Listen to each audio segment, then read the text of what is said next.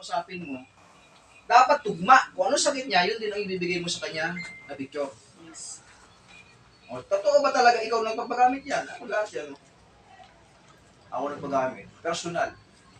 Di ba mas Sino maganda? gumawa yung mga picture mo? Ikaw? Ako po yung nagpagamit ng product nung nagsimulang gumamit hanggang sa makarecover hanggang pinipicturean ko po siya before and after.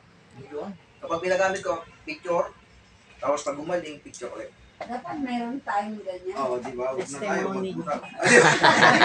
Bigyan mo kami pa. Ayaw, hindi po. Kaya nga po, sabi ko nga, kapag po kayo Kasi nag-DXN, walang ganyan. Alam mo sa ay siyempre maraming ganyan. sa ibang kumpanya meron. Oo nga. Kasi Pero apply. dito wala. Tanong nyo, hindi, siyempre meron yan. Apply, hindi naman siya nagagawin. Ay, gano'n. Ako. Binibili yan. Hindi ba, ano po, personal ko itong napagamit. Iba kasi pag personal mo siyang napagamit, matibay ang iyong paniniwala sa sarili mo. Di ba? At doon ka lalo natututo kung paano mo i-insist talaga yung product. Kung may picture, mas mabalik, mas mabilis. Mas mabaliw, ano? In the sa explanation Alagay ng niyo po. niwala. Sa ay, meron na pala gumamit Ayan. ng effective. Saka pag may picture, Meron siyang confidential. pag may picture, ma'am, no? Di ba hindi Mas lang, easy to hindi lang kape ang may bebenta mo? Hindi, yan din. Di ba puro supplement? Yes. Kaya hindi masyadong nagbibenta ng kape. Siyempre, Puro kapag supplement. gagamitin din, pantubig. O, di ba pinaliwanag niya Plain Chris yung kape? Ay, yung supplement. Paglabas pa rin, kape pa rin labas. Di ba? Di ba? Kasi meron siyang ano eh. Ano ba? Lynchy, pampalabas ng toxin. Yung Lynchy. Yung May kape. lynchy siya. Yung kape. oh. Sige. Yung lynchy, pinaka-breast cleansing. Opo, yun. That is for cleansing. The best yun, no? Pag halimbawa, malala na yung sakit, lynchy pa rin. Kapsul na. Lynchy, Kape pa rin. Siyempre, bibigyan natin Ay, ng kala ko, GGL. Okay na ba? Yun. Alaga ni ma'am. Alaga ni ma'am. Walakpan si ma'am. Ayan. Kaya pag halimbawa po, nakapagpagamit kayo ng product, meron po kayo ipapakita ng ebidensya. Oo, yan. Ayan. Ito, brain tumor po. Brain tumor siya. 9 cm ang buko niya sa utak. Yung heart enlargement. Kung mamaya natin pag-usapan yan, dito pala sa brain. Nakita ko natin. Nakita lang natin yung mga dapat natin gawin. Bilang po isang distributor ng DSL, dapat kompleto ka. Dapat Xerox mo sa amin, bayaran yun namin. Yun. The best. Yan. Oo. Sinampay, no? Oo, yan. Lahat kami. Para Hindi tayo gagamit ng, ang tawag doon, ng laptop.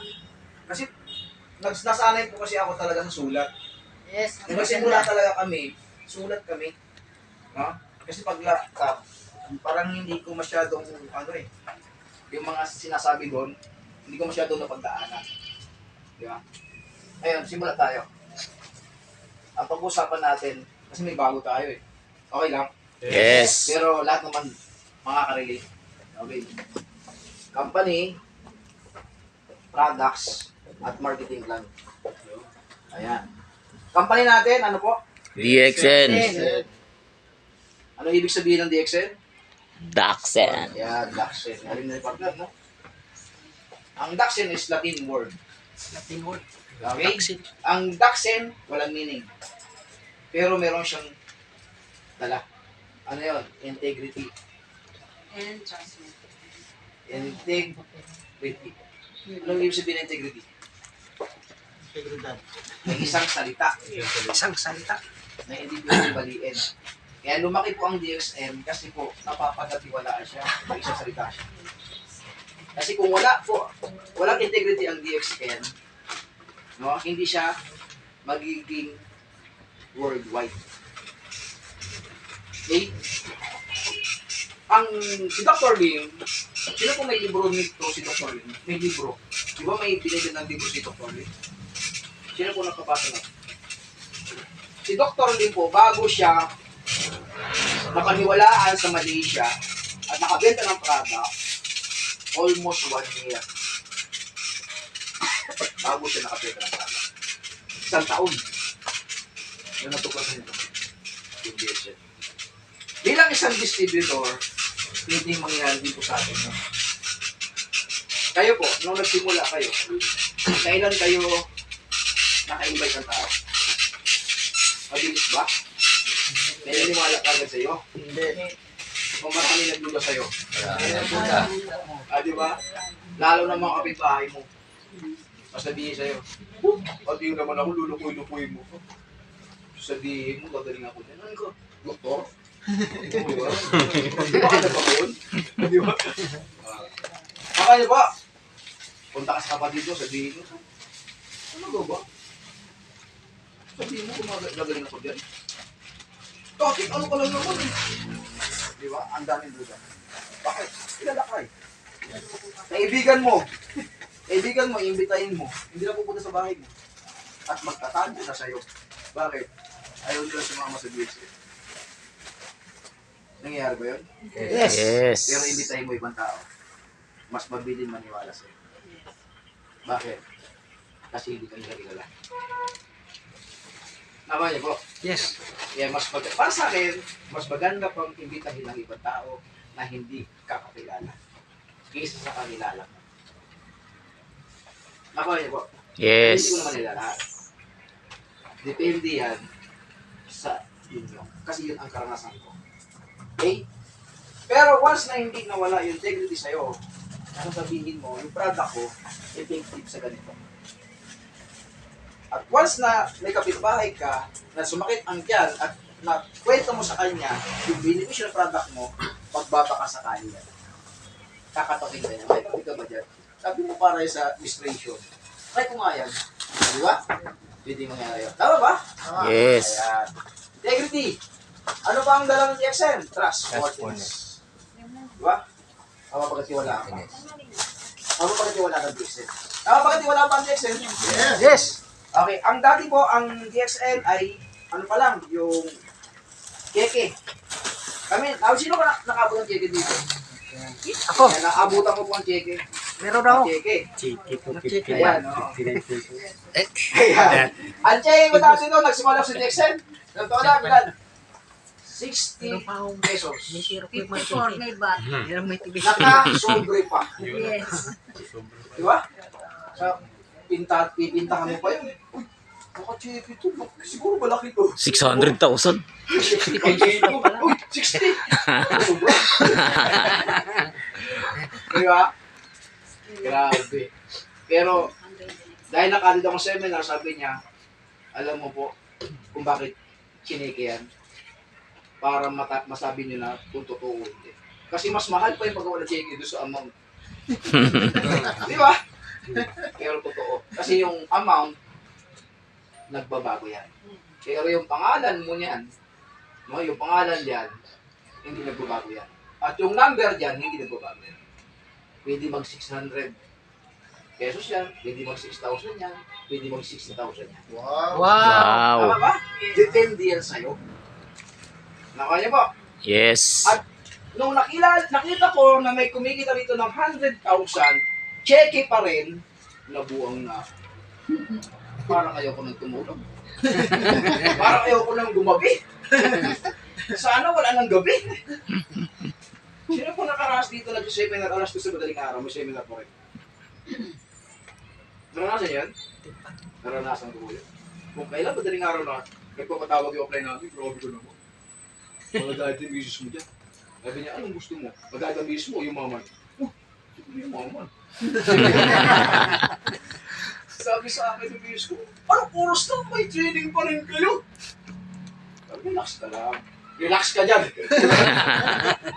Diba? Kaya hindi po tayo nainili ng asawa natin. Pagdating dito sa DX.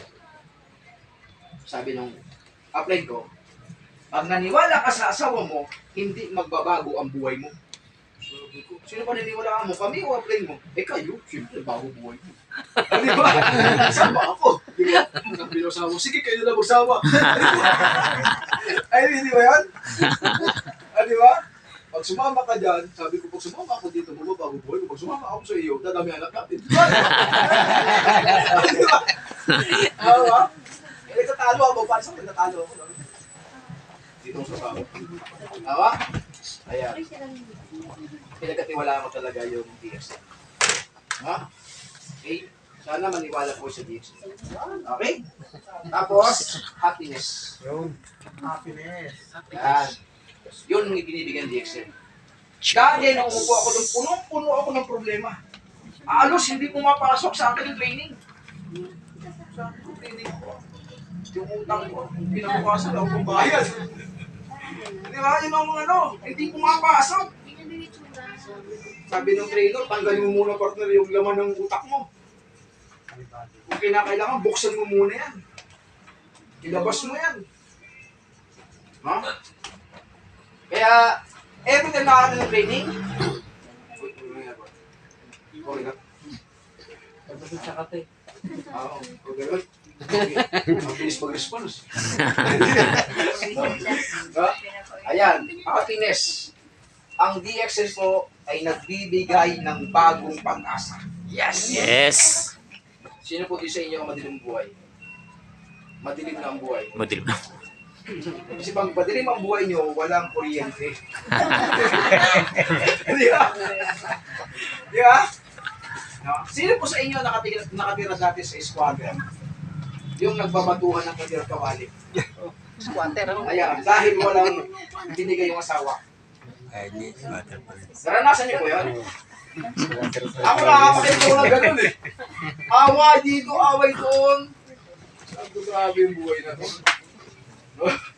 Kahit wala kang problema, ang problema sa bahay mo. Kasi pagbato niya, baka papunta sa bahay mo. No? Ayan.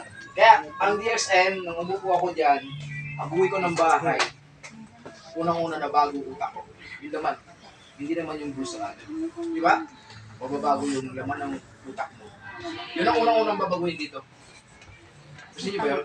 Yes. Ayan. Kaya, yan yung binigay ng DXN. Magiging masaya ka sa DXN. Kaya huwag kayo pong papayag na hindi pumunta rito sa center. Sa mga training. Kasi bakit nagiging masaya ka? Nawawala ang problema mo. No? Sino po dito yung tawag yung tahimik? Yung hindi siya palakwento. Yung mahihayain. Di ba? Mahihayain na lang. Sino dito yung mahihayain? Kami. Yung mga mahihayain po ba, pwede bang yumaman? Yes. Yung mga walang hiya, pwede yumaman? Yes. Parehas lang. Kaya pag pumasok yung mga mahihain, o mga mahihain, dito kayo lahat. Dito yung mga walang hiya. Yung wala nang hiya ba? Di ba? Ganun po yun. Kaya ito po, ito yung isa sa naunawaan ko sa DXN. Kaya pag kami po, kung pumunta sa office, talaga parati kayong masaya. Okay? Bawal na malungkot dito. Yes. Kasi pag malungkot ka, ang may invite mo, malungkot din. Diba? Kasi nakakahawa ka eh. Sabihin mo, Ito yan, hawa. mag-DX. Sabi mo, kaya tayo pupunta doon. Walang ka, ano di ba? Walang ka. Kalaboy buhay. Ano di ba? Ayun, di ba? Ay kung ano ba, gusto mag-yes, yes. Di ba? Power mo, di ba? Power mo. O, di ba? Ganon. Excited. Eh, dito parang walang ano, di ba? Parang ganon. Kulang sa, RGGN. No? Yan po yung ibig sabihin ng Daxten. Okay? Ang DXN nagsimula 1993 sa Malaysia. 1999 sa DX sa Pilipinas. 6 years bago siya dumating dito. Ibig sabihin, sa 6 years na pag-aralan na talaga ng gusto yun sa Malaysia. Okay? Kaya, ngayon, 2025, ilan taon na po ang DXN? 25 years. 26 na. 26 years na ang DXN. Wala pang November dito. Okay? Tanong niya po, sa 26 years, stable na? Stable na. Marami pong Sobra-sobra kasabay ang DXN na dumating dito. Na company. Malakas dati yung DXN. Malakas po talaga ngayon. Hanggang ngayon, malakas. Kaya lang humina ang DXN kasi humina ka rin.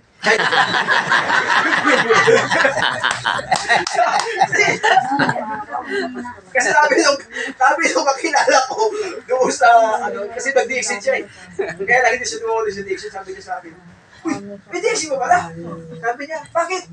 wala na yan eh. Alam mo, hindi na walang direction, ikaw lang wala. Sabi na ganun. Nawala na yun eh. Kaya ako pa ako direction eh. Yeah. Yung sabihin, alam niyo po, ang DXN, napaka-tibay. Marami na pong company na nagbago-bago na ang pangalan, ang DXN pa rin. Yes. Nasaan yun? Yes. Ang packaging niya dati. Opo, kasi pag hindi binago, luma pa rin. Malakas yun talaga. Kasi pag halimbawa po na hindi binago yan, siyempre, sabihin, ba't ganyan pa rin ang packaging? Kaya binago po siya. Para mapaganda naman. Yun. Kasi dati ito, ang packaging nito, karton. Ngayon, pag bumili ka at umulan, nabubasa. Sige na mag-plastic, di ba? Yes. Pag umulan, hindi mo mabubasa. Okay? Ayan. Nakuha niyo po? Yes. Ang DXN, ilang country na? 200 countries. Countries. Sipin niyo po, ilan po ang countries sa buong mundo? 216 countries. Buong mundo. 16 countries na lang. Pero hindi tayo pwedeng pumunta sa Ukraine. May Marilan doon. Russia, bawal doon. Diba, gigirahin ka. Gira-gira doon. Kaya hindi pwede natin pasukin. Nakuha niyo po? Ayan. Ibig sabihin, 200 countries ang negosyo mo. Diba? Nakita niyo po? Sa halaga na binitawan mo sa DXN, nung nag-member ka rito, pero ang negosyo mo, 200 na bansa. Yes. Isipin niyo po, meron ka bang negosyo nakikita sa halagang 3,000 pesos? Tapos papasokin mo US? Pwede bang pumunta ang 3,000 mo sa US? Gusto yung kamay mo. Dito. Pero yung kamay mo eh. Kamay ni Joseph yan. Presidente. Yung dalawa, ang maging presidente, susunod. Yun. Tapos si Joseph, dalawang kamay mo. Nahula ka kagad. Wala. Sunod ka ng presidente. Bigay ka offer kay mo. Dito muna tayo, bro. 200. Alam niyo po ba na kayo po mga distributor ay negosyante kayo sa buong mundo? Yes! At hindi kayo Sama mo na. pumunta sa Tayo na ako. 200 na bansa. Tayo na ako, tayo na. Ano po? Halimbawa, nandito ka, naka-invite ka, pero hindi mo alam, pumunta ng US yan. Pumunta ng Canada, pumunta ng, di ba? Ibig sabihin, lumalagan